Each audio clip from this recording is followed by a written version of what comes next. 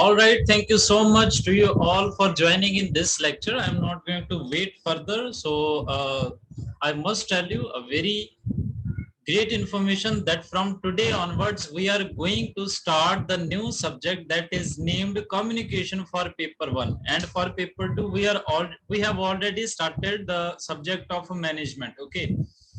So communication is very important as same as the other subjects. Okay, 5 questions shall be there in the examination from communication, and if you go through from each and everything in detail, four questions out of 5 can certainly be made right. Okay, so you should prepare in a way that you have to listen each and every live lecture, or if you are not able to attend the live lecture, at least you have to go through for 2 times from the recorded lectures, and you have to go through from 1 or 2 readings, at least 2 readings for all the notes that shall be provided by us during all of the days regarding communication subject.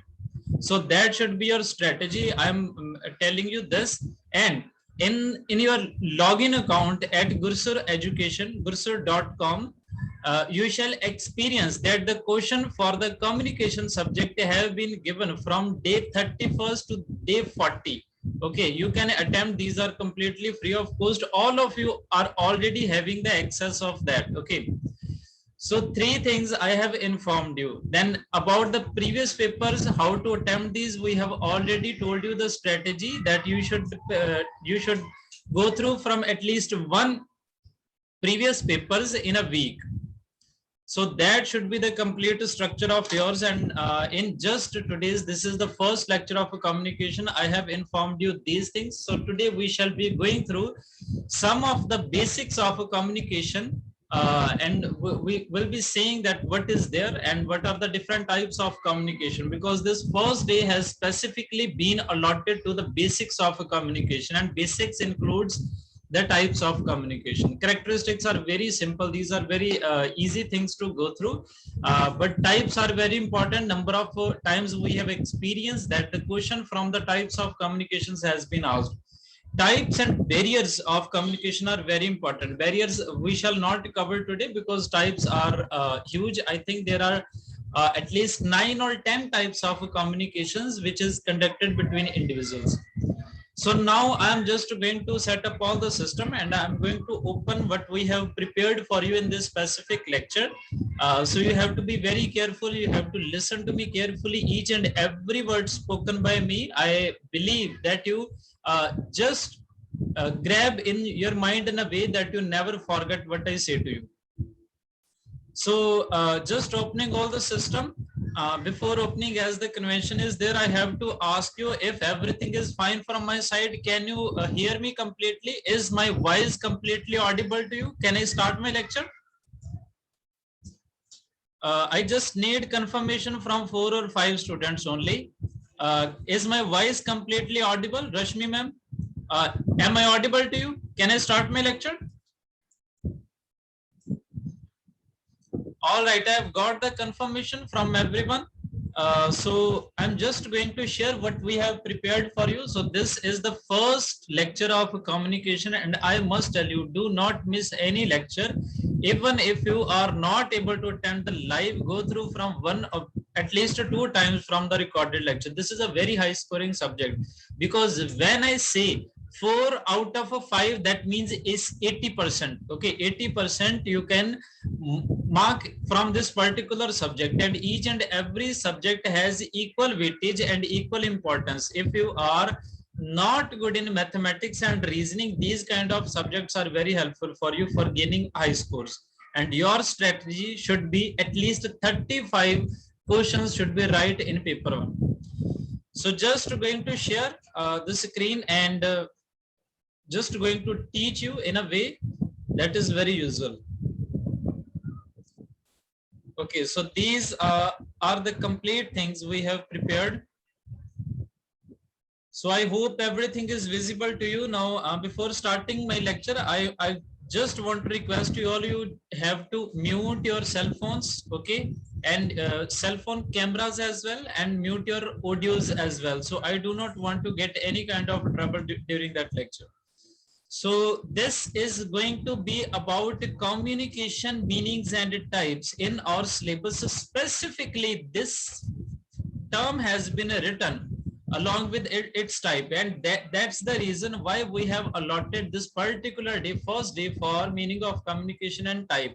Communication is very simple. Okay, I'm going to give you example. That is our usual way of teaching. Only after giving you example and making your mindset to understand all the things, then we shall pursue with other slides. So what is communication? Here is me. Okay, somewhere at your home, this is you. I am teaching you right now. Okay, I am teaching you. That means in one or other way, I am messaging you. I am messaging you. Okay, in one or other way, I am messaging you, and that messaging is oral. Okay, I am sitting at my home, you are sitting at your home somewhere, then I am teaching you. That means I am messaging you, and that message is oral. Okay, that could be written, that could be oral, or that could be gestural, or in any way. Okay, this is called the communication. When two parties are involved, okay, when two parties are involved, and they are interacting with each other by any means, interacting by any means or any mode. So this is called communication. Okay, communication. When we are talking to each other, you are talking to your family members or anyone, this is called communication. And there must be at least two parties. First party who is speaking, who is giving the communication, who is giving the messaging, he is known as sender. Okay, he is known as sender. And the person who is receiving the communication, he is known as receiver. Okay, so these are the two parties involved in the process of a communication. And what can be communicated? Messages can be communicated, words can be communicated, gestures can be communicated. So all these things can be communicated. Okay, so we take as our example messaging only. So I am a sender, I am a messaging use. So this is the third element. So first element of communication ultimately becomes the sender, second one is the receiver, third one is the messaging. Okay, so these are important three elements of communication which I have taught you along with the meaning of communication. So that I think you would be easily able to understand now. If we are going to take some more examples, like a teacher is standing on the days of his classroom and he is delivering the lecture. So in this way, he is communicating with the whole class. Okay, the students are sitting like A, B, C, D, E, and the teacher is delivering the lecture. He is simply communicating. He is communicating his words verbally. So in this way, number of examples of communication can be. Communication is simply an interaction between at least two parties. So now we move further. There are some historic remembrance of what the communication is. The word communication has been derived from Latin word communis. Once this question was asked in the examination, from which language this has been derived actually. That actually means the communis in the Latin means common. So communication means sharing of ideas in common. Okay, so this is about communication. I'm just going to read these lines, okay, because I think that would be sufficient enough. We have already written some definitions. These are not that much important, but the line that was must to go through, that was this, the Latin word communis, which means in common. So now we are just moving further. So communication is simply the transfer of information from sender to receiver with the information being understood by the receiver. So this is the definition given by Kuntz and Verich. So they are just saying communication is the transfer of information. There are two parties, A and B. A is ultimately the sender and B is ultimately the receiver. Okay. So there is a transfer of information. A is transferring information to B and B is understanding that information. So the third element ultimately becomes the information or messaging or anything, okay, which is being communicated.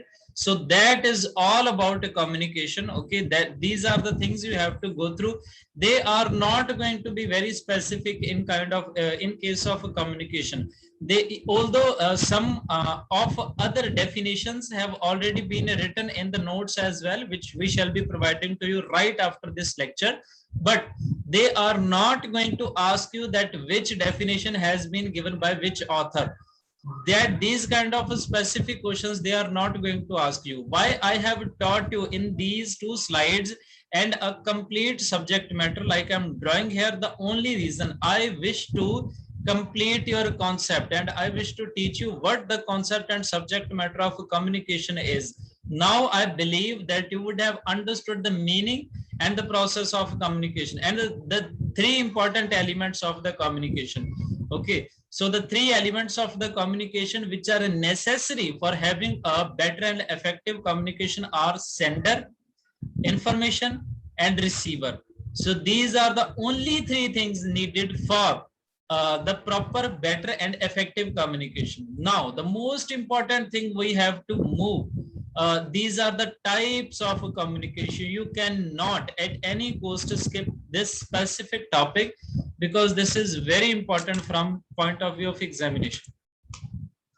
So before moving further to the types, I think there are some nature of communication. These are very easy to go through because I have already taught you regarding the complete system and the elements of communication. So what is the nature of a communication? These are just characteristics or these are nature, or these can be pinpoints regarding communication or anything you can say. Okay, so this is a two-way process. At least two parties should be there. One is sender and the second is the receiver. This is the continuous process. Now in this lecture I shall be teaching you until I complete this complete topic. Okay, so this is a continuous process. This is a dynamic process. I have to teach you in a way so that you understand the concepts. So this is the reason why this is known as dynamic process. Communication is dynamic process. So this is pervasive. This is prevalent everywhere. Everywhere the communication is being done. Someone is communicating with someone else everywhere. So this is known as, this is pervasive. It's not that we are alone communicating with each other. Whole of the world is communicating with each other in one or other way. At least two people should be there. Okay, two parties should be there. That was just a repetition of a first one. So there is a complete exchange or a transfer of ideas. So this is also the nature of a communication. Okay, so that is the means of unifying organizational activities. Communication is the only way by which you can unify everything. Unify means making all the things together. All together. Okay, so this is called unifying. So communication is the mean of unifying organizational activities. So this can be verbal, this can be non-verbal, this can be spoken, this can be in words, this can be in gestures only. Okay, so this is mutual understanding. In communication, there is a mutual understanding. Every day I teach you. It's been, I think, 1.5 months by now. I am teaching you on regular basis. Now we have established an extreme kind of mutual understanding. I teaches you, no one disturbs me. Okay, you listens me very carefully. I believe that no one leave and everyone attend each and everything, and you just fill this completely in your mind. So this is a mutual understanding. Communication can be done only if the parties have a mutual understanding between each other. then this is goal oriented. Communication is always goal oriented.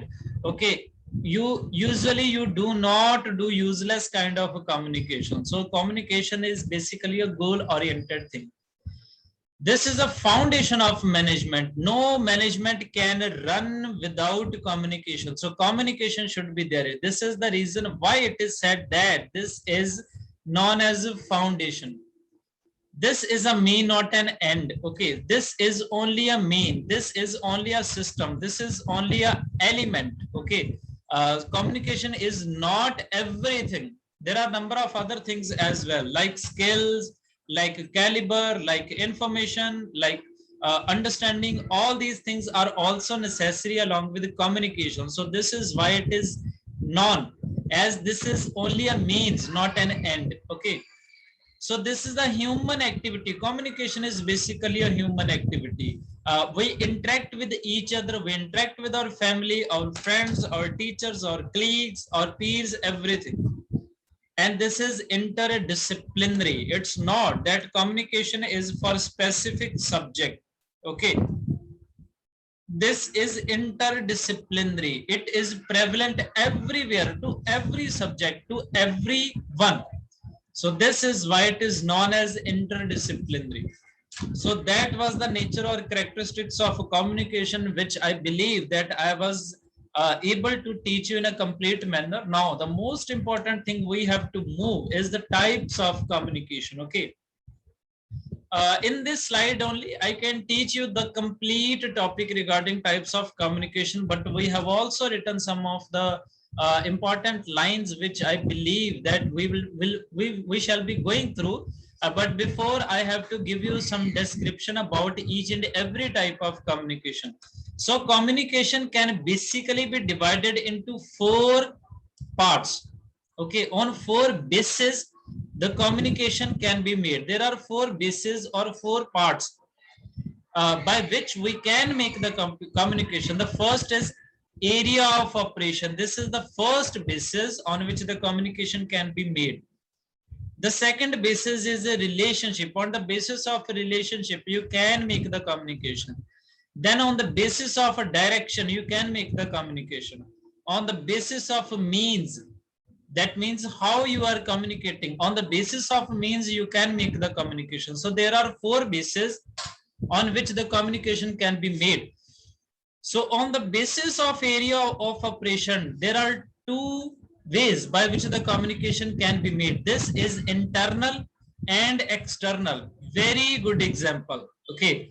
This is, we have our department, that is USFS. This is known as University School of Financial Studies. That is Commerce and Management in my university. Okay.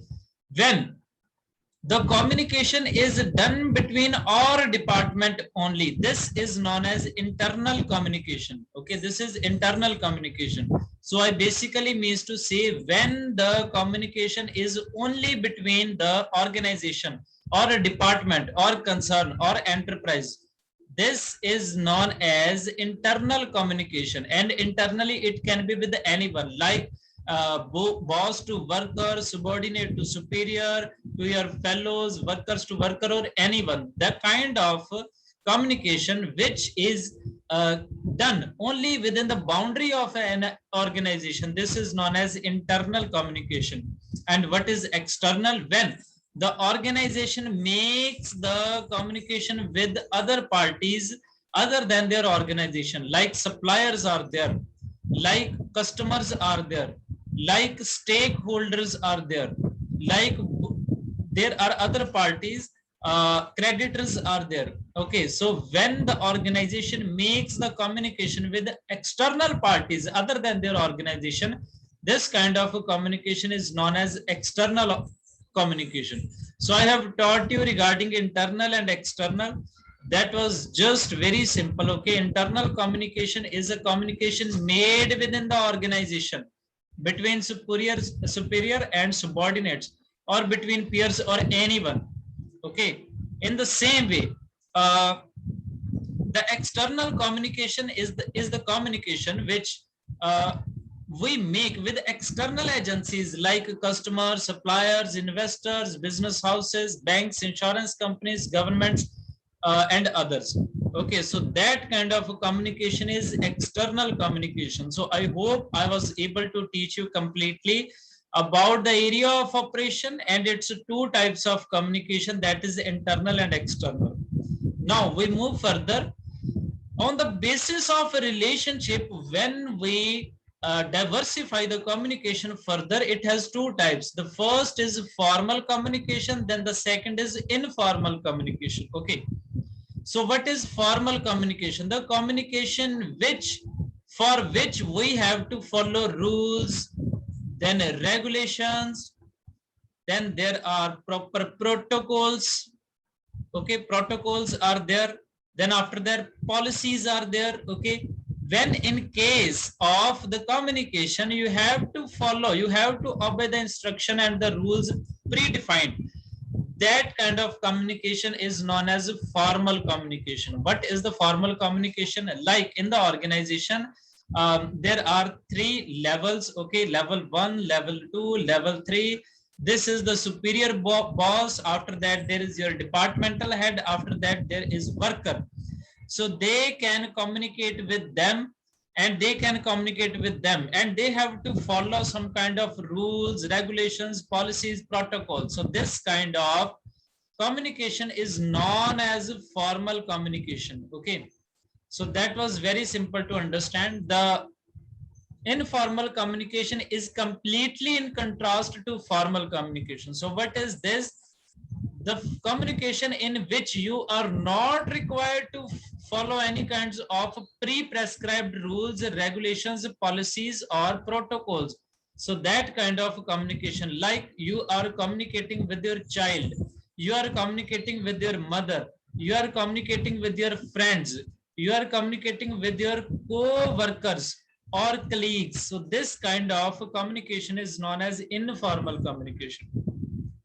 So we have written this in a very clear manner. Okay, formal communication refers to flow of official information through proper predefined channels or routes. Okay, formal communication follows hierarchical structure and chain of command. So this is about formal communication.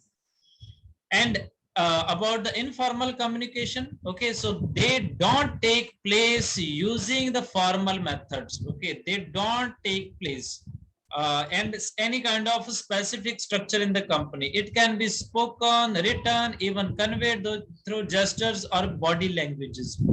Okay, this is also famously known as the grapevine communication. Okay, once the question regarding grapevine communication was asked, and I am going to tell you that in a complete manner, grapevine communication is similar to informal communication, in which you can communicate with anyone without any kind of a hesitation, without any kind of a following the rules, regulation, protocol, or policies.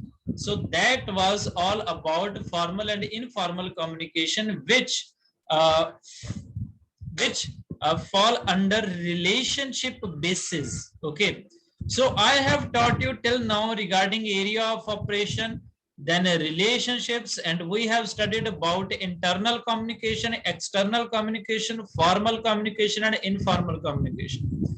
Now the next one is on the basis of a direction. Okay, on the basis of a direction, that means order of order of direction, order of direction. So this is the very simple method. Okay, on the basis of order of direction, the communication can be of two types. The first one is vertical. The first one is vertical, the second one is horizontal, and the third one is diagonal. Okay, the third one is diagonal. Before moving further, I need a blank slide so that I can teach you in a very clear manner. Now I'm just going to open that. Let me open. I shall be taking just 1 second. So in this way we can define this. So now I have got that blank slide. So now I shall be teaching you what's the meaning of vertical, horizontal, and diagonal. Okay, only after giving you some examples, we shall be moving at what we have written, because I genuinely believe that what is written in the slides can also be read by you, because my purpose should be to teach you the complete concept matters. So what is vertical, horizontal, and diagonal? So in an organization, there is complete flow of hierarchical structure. Okay. So on the top of the ranks, there are board of directors. Okay. So at the second rank, there comes some superior managers, or that can be CEO or anything. Or at the third level, here comes some kind of a departmental managers. Then at the last level, here comes the actual workers. So these are the parties involved in the hierarchical structure of a company. I'm just taking a very simple example. So if they are communicating in this way, like board of directors are ordering the managers, and furthermore managers are ordering or directing the departmental managers, and the departmental managers are ordering or directing the workers. So in this way, the communication is being vertically. Okay, so that kind of communication is known as vertical communication. Okay, so that can be a two-way. Again, the first one is downward communication, and second one is upward communication. What is downward? Downward, I have already taught you. If they are communicating in a way like board of directors are ordering or directing managers, then managers directing to department managers, and department managers to worker, this is kind of downward communication. This line depicts the downward communication. And what is upward communication? If the workers are asking, not directing or ordering, just asking some questions to departmental manager, or departmental managers are asking some questions to managers, and managers are asking some question to board of directors, that kind of communication is flowing in this way, and this is known as upward communication. That was the complete detail regarding that, and none kind of things you should be bother else. So this was completely about vertical communication that I have taught you. Now we have to move regarding horizontal communication. What is horizontal? Now, it's not that there can be only one department. There can be more than two departments. There can be more managers, like manager, this is manager one, this is manager two, this is department manager one, this is department manager two, this is worker one, this is worker two. This kind of when they are communicating, like departmental manager is communicating with other departmental manager, and manager is communicating with other manager, that kind of communication is known as horizontal communication. So I hope you would have understood its meaning. It do not have any kind of other types. This is a horizontal communication in which the manager level personals communicate with each other. And finally, what is diagonal communication? This is the communication which is done between workers to workers only. Okay, and that can be between any department. When they communicate with each other, that kind of communication is known as a diagonal communication. So in the next parts, there are some information regarding that. Okay, so this is vertical communication. In such type of communication, messages or information is transmitted from higher authority to subordinates and vice versa. Okay, so this is downward, when the communication flows in this way from higher to lower level, and upward when the communication flows in this way from lower to higher level. So horizontal level, this is sideways communication that takes place between two subordinates or managers under the same supervisor. When the communication is in this way, this is manager one, this is manager two, this is called horizontal communication. And what is diagonal? When among the executives or employees of the different departments. Okay, so that cannot be between employees only. You can take the examples of manager and employees only as well. Okay, so in this way, in the diagonal communication, you can say that when a manager of department A is communicating with the worker of department B, in this way also the communication can be made, and this kind of communication also falls under diagonal communication. So in this way, I hope that I was able to teach you regarding on the basis of a direction, how can you further diversify the communication. So the last is left, that is on the basis of means. Okay, on the basis means how do you communicate? Okay, it's a very simple to understand. You can communicate orally or verbally. You can communicate in a written format. You can communicate via gestures only. So this is the last one. I'm just going to move further. So this is on the basis of means. On the basis of means, the first can be verbal communication, but this is the oral communication. I am speaking and you are listening to me. Okay, so that kind of a communication is a verbal communication or oral communication, that is done through spoken words, clearly written here. And the next one is written communication, when you give order, message, instruction in a writing mode. In a writing mode, okay. When I deliver you only the notes and you read this, that kind of communication is a written communication. And what is gestural communication? This is like movement of body, your facial expression, smile, modulation of voice, handshakes, rubbing of hands, eye to eye contact, style of walking, that kind of gestures make the gestural kind of communication. And this falls under the third category of the basis of communication, which is again under the basis of communication on the basis of means. So that was, I think, all about the communication. First, you have to understand all the areas on the basis of which the communication can be divided, and furthermore, you have to differentiate between the types of the communication on the basis of these specific bases. I hope you would have understood this completely. You have to take care of communication basics, characteristics, and nature. You have to go through from just one or two reading, and that would suffice, I believe. But regarding the types, I prefer you. I'm just going to make you a simple request that you have to listen these completely for at least 2 or 3 times. Okay, you cannot skip that specific topic. This is types of communication. That was very important. I think today's topic was very easy to understand, and the next one is going to be very conceptual. Okay, and this is important not for the paper 1 only, but paper 2 as well. So we shall be taking the next lecture at 6 past 50 p.m. and that is going to be regarding organizational structure and its ethics. And I must tell you, this is going to be very conceptual and very interesting to listen, because I believe that you would have completely gone through from motivation and leadership theories and research ethics. Number of comments we have received regarding the lecture of research ethics, that was very conceptual and very informative. In the same way, today's lecture, this is the second lecture for paper second, that do not belong to any particular stream, but this is for everyone.